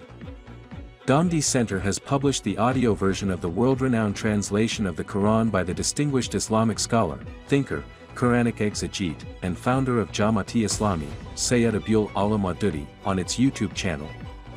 This translation has been recorded in the pleasant voice of Mr. Arshad Mahmood. During Ramadan, the audio of one juz of this translation was aired daily on the organization's YouTube channel. The complete audio of this Quranic translation is available on Gandhi Center's YouTube channel. Launch of monthly Ishraq, Bangladesh. Gandhi Center has decided to publish the monthly Ishraq US in the Bengali language for the people of Bangladesh, following its editions in Urdu, Arabic, and English. Accordingly, the first issue was released in March 2025. This is a part of the effort to spread the light of Farahi thought throughout the world. It is being published under the patronage of Javed Ahmed Gandhi. Maulana Omar Farooq is the editor, while Mr. Muhammad Hassan Elias is the managing editor. This issue, a session with Abu Sa'id Islahi, son of Maulana Islahi. Mr. Naeem Baluch is working under the platform of Gandhi Center on the biography of Maulana Amin Ehsan Islahi titled Hayat-e Amin. In this regard, he met Maulana's son, Abu Said Islahi, and Maulana's grandson, Abu Sohaib Islahi. In this conversation, both gentlemen shared many aspects of Maulana's life with Mr. Naeem Baluch. This interview can be viewed on Gandhi Center's YouTube channel. Lectures on Hadiths related to Ramadan. During the month of Ramadan, Gandhi Center aired recordings on its YouTube channel of lectures on Hadiths related to Ramadan, in which Javed Ahmed Gandhi, in light of the Hadiths from Kitab al-Sawm of Mishkat al-Masabi, discussed the virtues and rulings of fasting, as well as Laila al-Qat, making up missed fasts, fasting for travelers, and various related juristic issues. The recordings of these lecture sessions can be viewed on Gandhi Center's YouTube channel. Live question and answer sessions with scholars of Gandhi Center. In March 2025, Gandhi Center organized various live question and answer programs with its scholars, in which people asked questions of religious, moral, and Ramadan-related juristic nature. The scholars who hosted these question and answer programs were Dr. Amar Khan Nazir, Dr. Khalid Zahir, Muhammad Hassan Elias, Dr. Amir Gazder, and Dr. Irfan Shatsab. Recordings of these programs are available on the Gandhi Center's YouTube channel. Safar Dar Safar. Safar Dar Safar is a regular series by Gandhi Center. It presents the life stories and intellectual journeys of scholars and talented individuals to viewers. Last month, as part of this series, Mr. Naeem Baluch interviewed Rehan Ahmed Yusufi, head of the organization, Inzar, a renowned intellectual and writer. The interview discussed his intellectual journey and key milestones in life. Furthermore, they discussed his current project Insan Ki Kahani. In response to one question, he told Mr. Naeem Baluch how he was influenced by Farahi thought in his intellectual journey and how he found relief from all doubts of mind and heart. The recording of this interview is available on Gandhi Center's YouTube channel. Yade. Gandhi Center has launched a new series titled Yade, the aim of which is to document important events in the history of Al-Morid and to present memories from 40 years ago to viewers. This program is hosted by Ghazal Chaudhry, while Dr. Khalid Zahir, an early student of the School of Islamic Thought, Al-Morid, and Mr. Naeem Baluch participate as guests. In March 2025, 2 episodes from this series were aired on Gandhi Center's YouTube channel. What are the pitfalls of fasting for women? During the month of Ramadan, on the women's YouTube channel, Solihat, run under the auspices of Gandhi Center, a 3-part program was recorded titled, What are the pitfalls of fasting for women? Mr. Naeem Baluch hosted this program, while Miss Noreen Sheikh participated as a guest. Mr. Naeem Baluch pointed out issues specifically faced by women during Ramadan, and Miss Noreen Sheikh discussed these issues in depth and drew the attention of women to important matters. Safar Dar Safar, with Moiz Amjad. Last month, in the ongoing Safar Dar Safar series hosted by Gandhi Center, Mr. Moiz Amjad participated as a guest. He recorded programs on various moral and scholarly topics. A few of the main subjects discussed in these programs include problems of Pakistan's education system, the Khanka, a life of faith, and parents and children. These programs can be viewed on Gandhi Center's YouTube channel. Stories of the Prophets. In Gandhi Center's special Ramadan broadcasts, arrangements were made for children to hear the stories of the prophets. As part of this, the stories of Prophet Ibrahim and Prophet Musa, peace be upon them, were narrated. This series is being aired under the title, Stories of the Prophets. These stories are based on the research and writing of Mr. Naeem Baluch and are narrated in his voice. Daniel Naeem hosts the series. He asks Mr. Naeem Baluch about the un-Quranic elements commonly found in stories of the prophets, and Mr. Naeem Baluch responds to these questions. The recordings of these stories can be viewed on Gandhi Center's YouTube channel. Iftar gathering at Gandhi Center.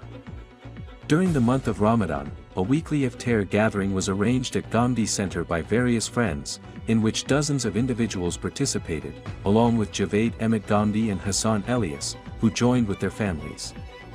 During dinner after iftar, participants engaged in conversations with Javed Ahmed Gandhi and Hassan Elias on various topics. Amr bil Maruf and Nahi Anil Munkar. Under the ongoing 23 Objections video series hosted by Gandhi Center, the theme, Islam and the State, is under discussion. In the sessions held in March 2025, verses from the Quran containing the terms Amr bil Maruf and Nahi Anil Munkar were discussed. Javed Ahmed Gandhi explained these verses and defined the terms Maruf and Munkar. Moreover, he clarified that the commands and prohibitions of the Sharia are distinct from those of morality, and that Amr bil Maruf and Nahi Anil Munkar are part of the requisites of faith. The recordings of these sessions can be viewed on Gandhi Center's YouTube channel. The purpose of the commands of Sharia.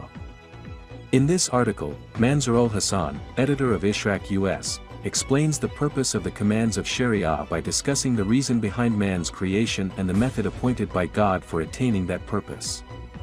He writes that man's ultimate goal is paradise, and the divinely appointed path to it is Tazkiyah al-Nafs. Thus, the end and objective of religion is Tazkiyah. The set of divine commands issued to achieve this are termed Sharia, which comprises 4 elements. Acts of worship, purification of the body, purification of character, and purification of food and drink. This article can be read in the March 2025 issue of Ishraq US. Question and answer with Hassan Elias. Muhammad Hassan Elias, Director of Research and Communication at Gandhi Center, has started a series titled Ask Hassan Elias in collaboration with the popular YouTube channel, Muslim Today. This question and answer-based program features Hassan Elias answering scholarly, intellectual, and religious questions asked by viewers. In the past month, topics such as the arrival of Ramadan, miracles and magic, human nature, evolution, the method of scholarly disagreement, taqlid, and Adamah-i-Hujjat were discussed. The recordings are available on Gandhi Center's YouTube channel. Tafhim al-Athar series. Under the ongoing Tafhim al-Athar series at Gandhi Center, verses and hadiths related to Ramadan were studied during March 2025. The sessions held last month included discussions on topics such as revelation of the Quran in Ramadan, the first revelation event, Qiyam al-Layl, and Taraweeh, and Layla al-Qadran, Etikaf. The recordings of these sessions can be viewed on Gandhi Center's YouTube channel. Quran for Ramadan. In March 2025, in honor of Ramadan, Dr. Shehzad Salim's program Quran for Ramadan was broadcast daily on Gandhi Center's YouTube channel. In this program, Shehzad Salim spoke on selected passages from the Quran. The program is in English, and its recordings are available on the YouTube channel. Gandhi Center's Online Conca. The ongoing online Conca series hosted by Gandhi Center continues. Mr. Moiz Amjad